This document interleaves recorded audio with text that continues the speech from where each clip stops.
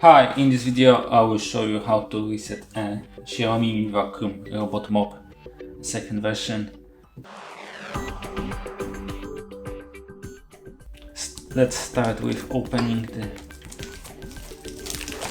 front cover, and there you need to take a office paper clip or something like that. I will use a SIM card ejection tool and press the reset button and hold it Restoring to factory settings. until you hear the voice message. Now you need to just wait until the vacuum will restart and everything is reset.